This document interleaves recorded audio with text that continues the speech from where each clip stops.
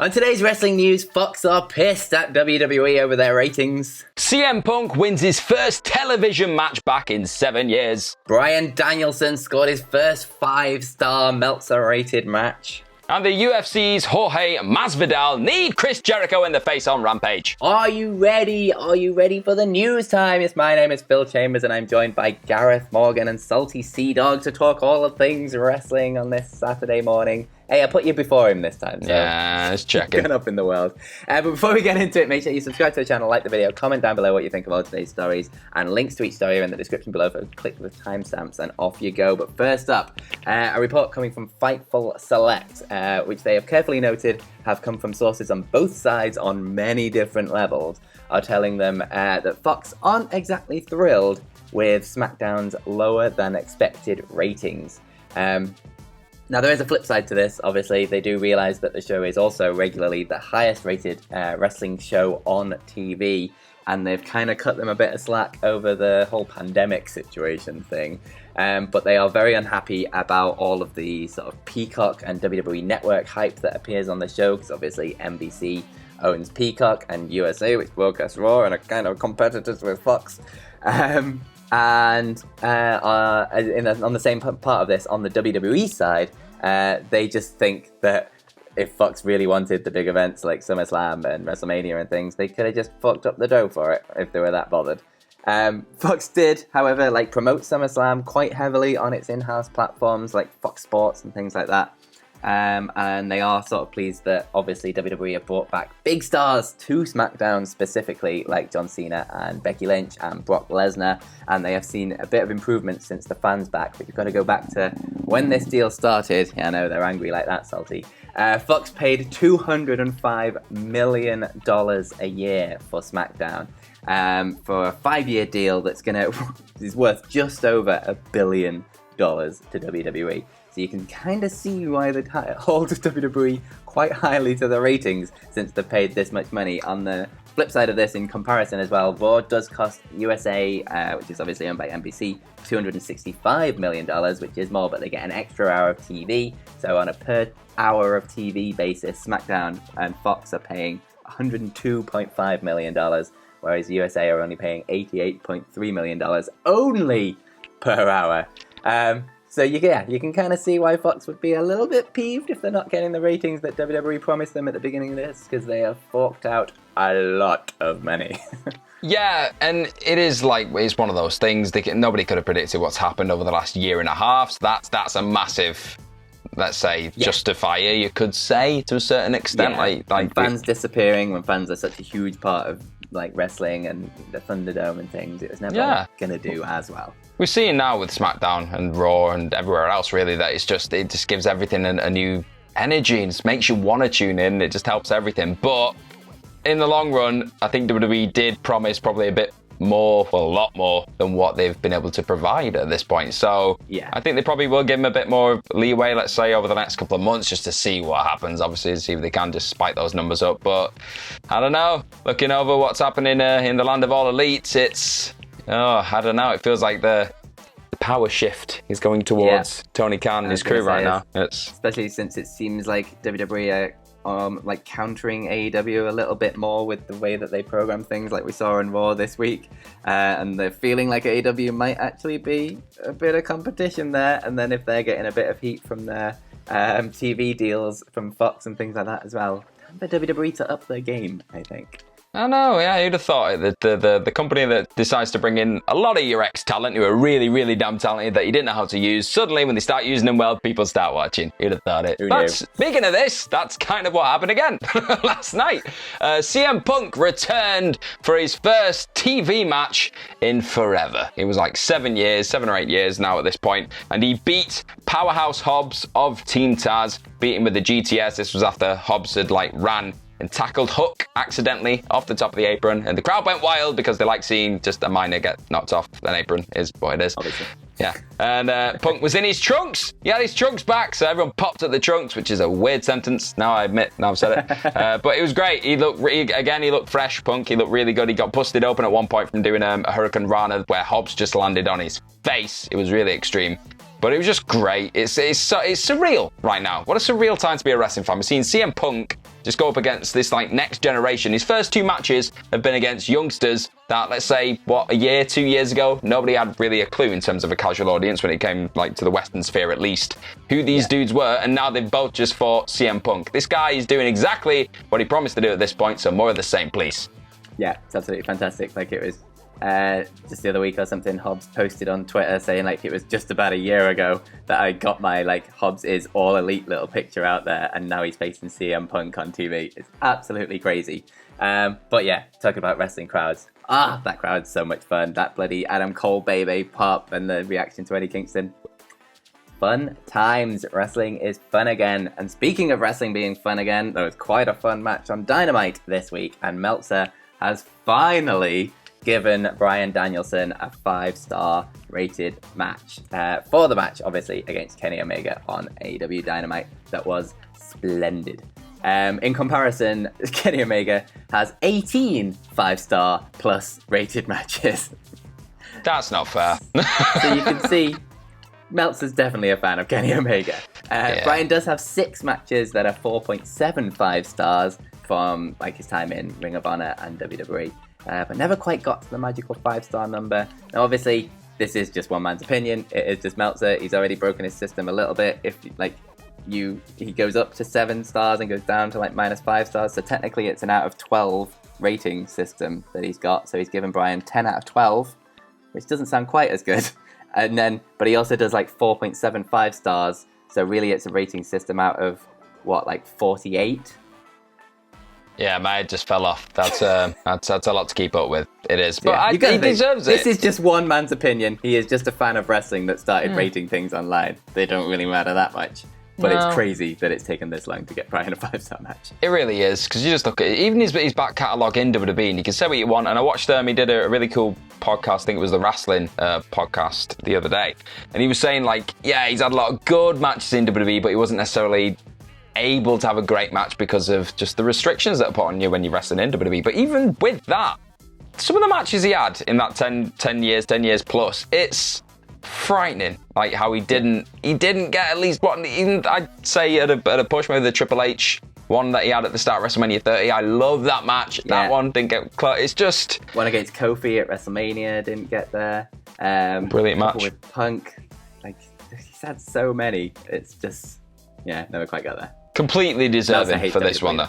Oh, he does. Yeah, he does. But this match was this is very much else. deserving of a 5-star match. This was an absolute spectacular match that makes you just wonder how much more Bryan's run in WWE could have been if they just gave him free reign to do whatever the hell he wants in the ring. I think he got a lot more free reign than anybody else did in WWE.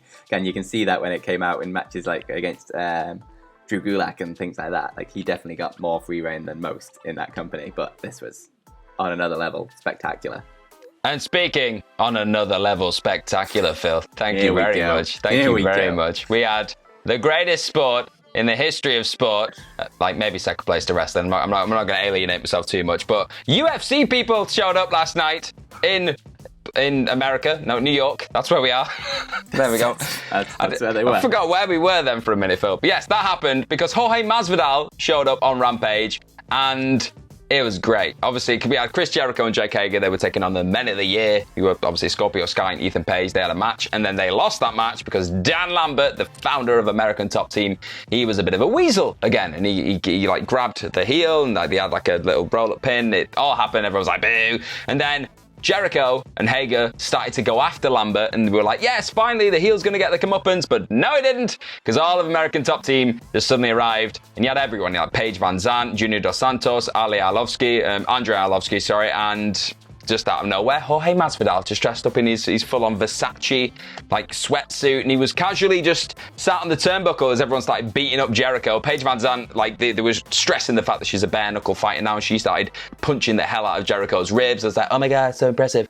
And then Jericho stumbled forward, and Masvidal literally just redid, and he recaptured the magic of what was his running knee to Ben Askren's face that pretty much put him on the map. He just did it again, running knee Jericho, and it looked really good. It's such a cool, it's like, I think obviously we spoke about Daniel Bryan, he's got his running knee. Masvidal's running knee is just something different. I don't know, because he doesn't like fly back or anything else. Obviously I know it's a legitimate knee, but it just looks so ferocious, and the way Jericho sold it, I was like, oh, let Masvidal be a wrestler. Like, that is a finisher right there. So it was cool. It popped the crowd. We're not sure what's going to go on with AEW and like American Top Team's relationship going forward. Whether they're going to strike up maybe a partnership with UFC, that is still completely unknown at this point. Dana White did say, and he praised AEW.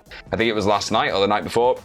He said that he's really good friends like with Tony Khan, the family, and the Khan family. And he said he wishes them all the best. And it's really cool that they're just having the success that they're having. So he's not exactly on bad terms with Tony Khan. So I don't know. Stranger things have happened. Yeah, absolutely. You just said a whole lot of words and names there that just mean absolutely nothing to me, but it was very much good fun watching it all. And Dan Lambert, of all people, like who had that on your sort of 2021 bingo cards of him coming into AEW and being absolutely incredible and being an absolute heat magnet and just being some of the most entertaining promos on wrestling TV?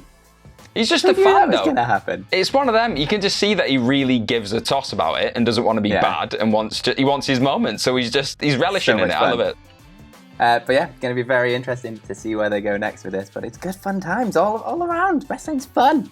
But moving on to your Twitter questions today. The first question comes from S. Reed, author Kerwell Tao something. It cuts off. It's a really long name. It says, do you think Punk will have a TNT title run or perhaps a tag title run? And if so, who should he team with? Oh, this one's tough because he's come out and already said, I think he said it to Renee Paquette when he had his recent podcast thing. I think he said he'd like to go with Bryan and like start beating up the Young Bucks and stuff like that, which would admittedly be great, like you just would. But I'd like the idea of him just lined up alongside Darby Allin because you got like the two generations of straight edge. Like they just seem like they've got really cool chemistry going against each other. They could probably bring that into being a team and then just have Sting as the manager. Oh, wrestling is really fun. Wrestling's really fun right now. Really fun. I love it. Yeah, that could happen. Completely taken the one that I was going to go for as well because kind of makes sense. I don't think he's going to be anywhere near the TNT title anytime soon, though. I think they'll keep that away from the likes of Punk because he doesn't really need it at the end of the day, does he? But speaking of Punk, let's move on to the next question. Is Jake Messinetti, who is CM Punk's first loss in AEW? Ooh, that's better not steal mine for this one. It's a tough one because it needs to be somebody who needs it to a certain degree, but it doesn't kind of take a lot of shine off. But nothing's really going to take that much shine away from CM Punk, let's be honest. I'd go Adam Page at the point when he's actually won the belts, when Hangman's like won the belt, because that is happening. I'm telling you it's going to happen. When he beats Kenny Omega for that belt at some point down the line, have him be one of the first massive challengers, and then Punk's coming in off like a big undefeated streak, and it just feels, it gives more luster to Hangman. You're building this star, which is what Punk's come in to do. He said it. He said, I'm quite happy to help this next generation, and the match would be great. I think it'd be really interesting. Then you've got Hangman who's going through all these obviously drinking issues and everything else. You've got that coming up against Punk's straight edge. Whether they dip into that'd be interesting in itself. Maybe they won't. Maybe they'll just go straight down like the two characters and just not focus on that at all, which wouldn't surprise me in AEW either. So I'd like that. Interesting. Mine is completely different, but it's Bryan Danielson, and they kind of keep on going through the AEW ranks, and their sort of win-loss record very much mimics each other. So like Punk's at like 2-0 now, Bryan's at 1-0, and then like Bryan will win a match, Punk will win a match, Bryan will win a match, Punk will win a match, and it keeps on going like this until they get to the point where they're both like set to be number one contenders for the title, and then they have to come and clash at a big pay-per-view to find out who is going to be the number one contender to take on a Kenny Omega or a Hangman Page or whoever it is in the future. And then they finally fight at a massive pay-per-view, and it's amazing, and what we always wanted from a CM Punk versus Bryan Danielson match way back in the day. And then Bryan Danielson wins to beat the best in the world and sort of become the new best in the world, and then goes on to reclaim his moniker. And then goes on to face for the AEW title. That's mine. Yeah, I'd like that. I mean, it's scuppers my CM Punk plan, but that's my CM Punk Hangman plan. But I'd be happy with that as well. That's what AEW does to us. And the final question of the day comes from I Bring the Dark, who says, what's your pick for the second best pay-per-view of 2021, since we all know that what number one is, obviously. Their pick is either TakeOver 36 or Money in the Bank.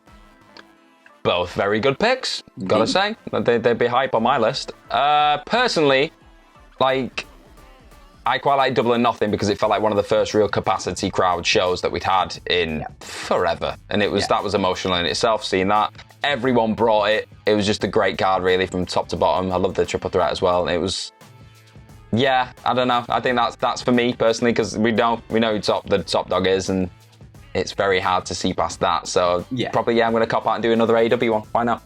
Fair enough. I am not going to cop out and do another AEW one. I'm going to move over to WWE, but I'm going to choose night one specifically of WrestleMania 36 because it was just so much fun. It was just a really, really good, fun, solid show from top to bottom. You had Bad Bunny doing crazy Bad Bunny things on there that we never thought was going to be a huge highlight like that. You had Bianca Belair versus Sasha Banks. Like, the top to bottom, that card was just absolutely great and just really, really good fun. And again, crowds were back. It's amazing how much of a difference the crowds make in these things. Even a rain delay couldn't scupper that show, so it was great. Yeah. And that even made it more fun because it was kind of chaos. It's good. Samoa Joe and a poncho. Yay. You're not going to beat that.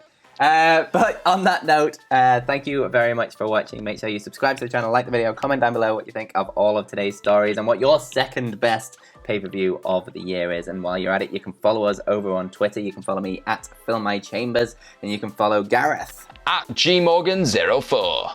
And you can follow Salty Sea Dog at FillMyChambers over on Instagram, though, because it's mainly just pictures of him, let's face it. But that's, the end of the video. How do we end videos? We say goodbye. Have yourselves a bloody good day. Thanks for watching. Goodbye. Professional.